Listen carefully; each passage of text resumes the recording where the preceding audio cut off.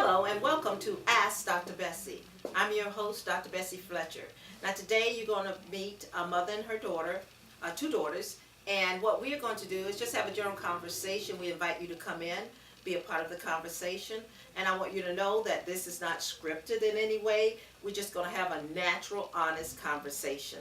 Now the only thing that I have is written down is the names, because you know what, I'm pretty bad at remembering names, so I didn't want to mess your names up, so I wrote it down. We have Suzanne Boyd, which is the mother, and then we have Danielle Boyd, which is the older daughter, and then we have Cindy Boyd, which is the younger daughter.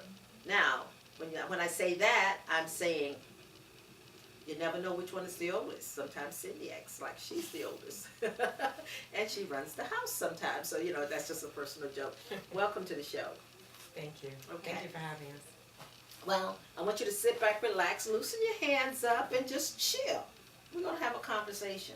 Now, today what we're talking about a situation of how do I get through grieving over my husband, grieving over my father-in-law, and the most dangerous thing to a woman when we're talking about health, the fact that cancer tried to show up.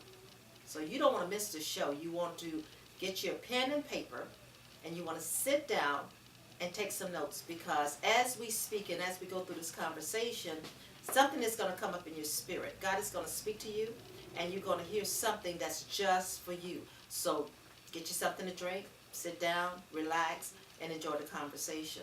Now we're going to start with you. I'm going to call you Suzanne. Is that all right? Oh, yes. Okay.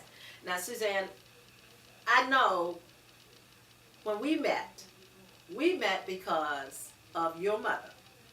Now, her mother's not here today because her father's ill, but we're going back to get her mother's comments.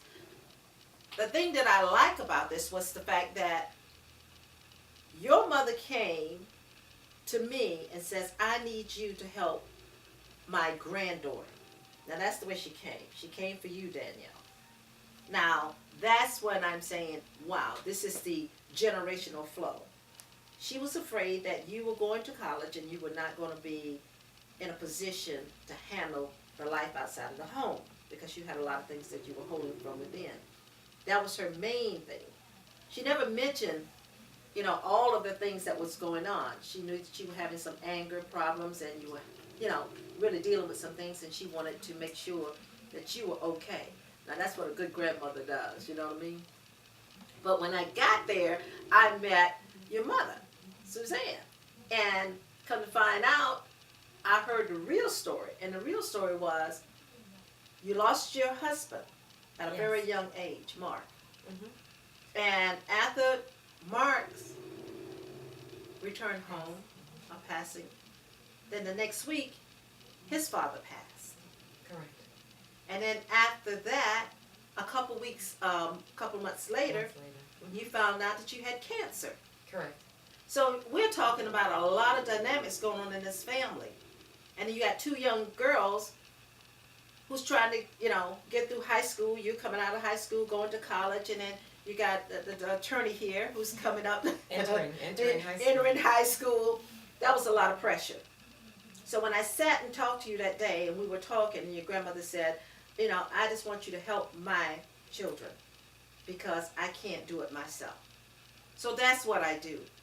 When you're in need, that's what they do. They call Ask Dr. Bessie. I come in, and the Holy Spirit will lead us and guide us to where we need to go. At this particular setting, I'm going to start off when I first met you. What did I tell you that God said about your health? Well, we had a conversation. He said that, that he was going to take care of me, and he was going to be there to lift me through this, and I just had to listen. And, that's what I did. I just had to put all things aside and just focus on my health and my children. Mm-hmm. But didn't I tell you that God said that you're healed right now if you just accept it? Right, you did say that. You did say that.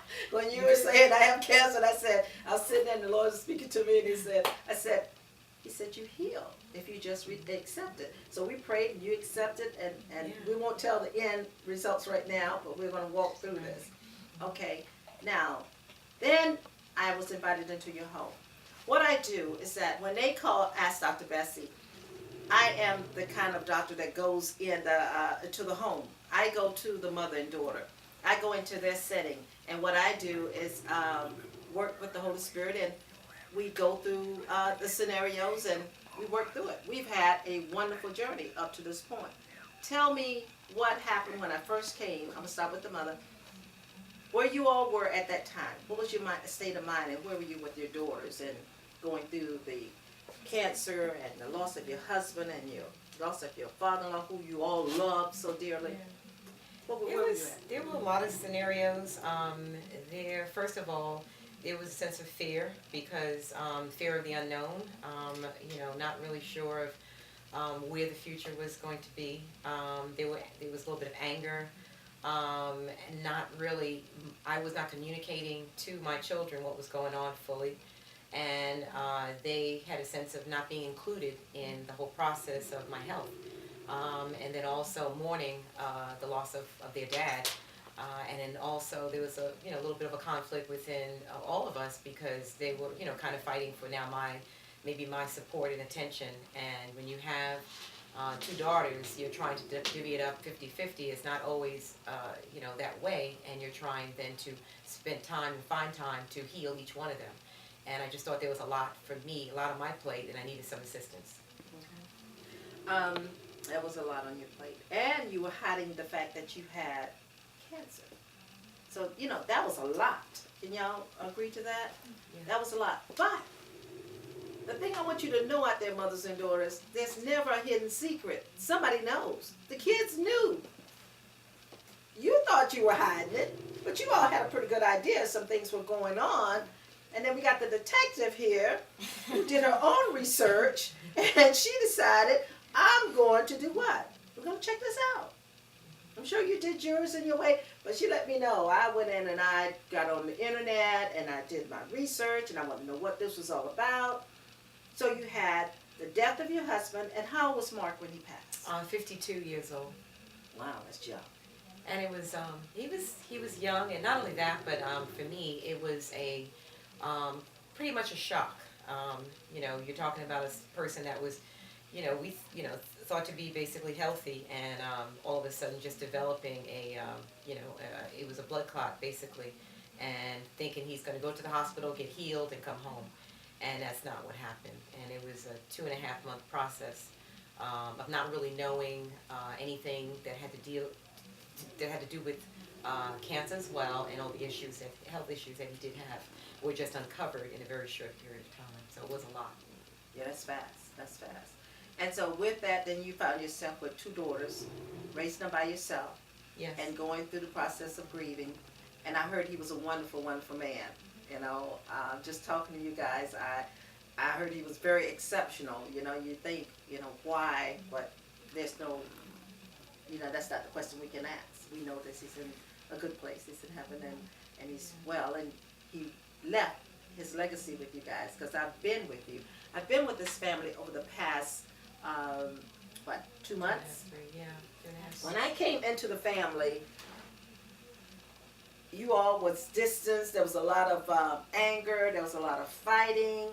And when I'm not talking about physical fighting, just a typical mother and daughter kind of thing, because they were trying to take care of you.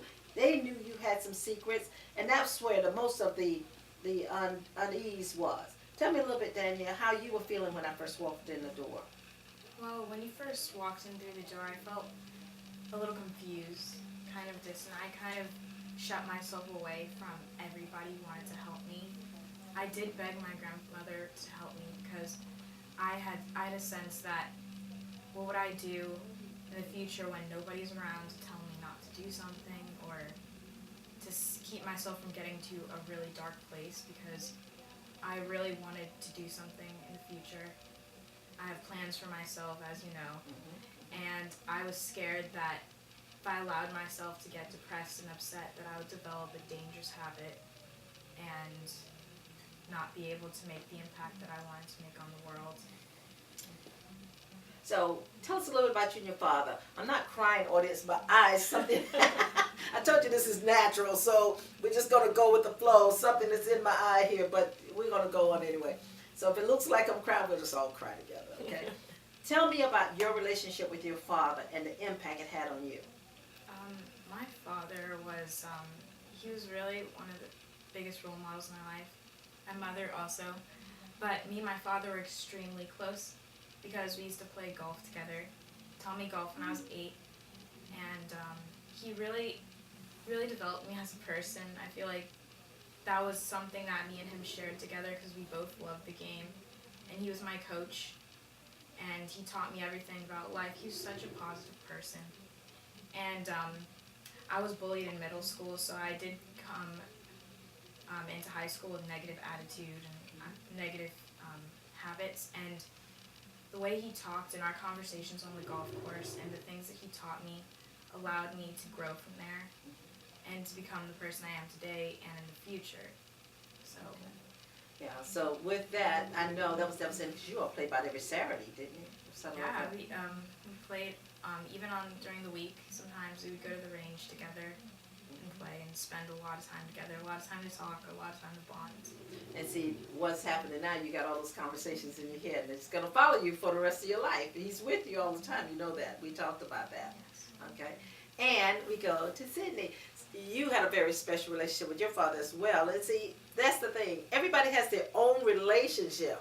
There's no two just alike. When I talked to Sydney, she said, we laid on the couch, we just snuggled, we watched the movies, you know, cooked. Okay, tell us a little about your relationship with your father. And I'm doing this because I want to honor him. I just know that he was a good person, and I know how important he was in your life. And we deal with mothers and daughter issues, but we cannot do it without bringing the father and the son in. So fathers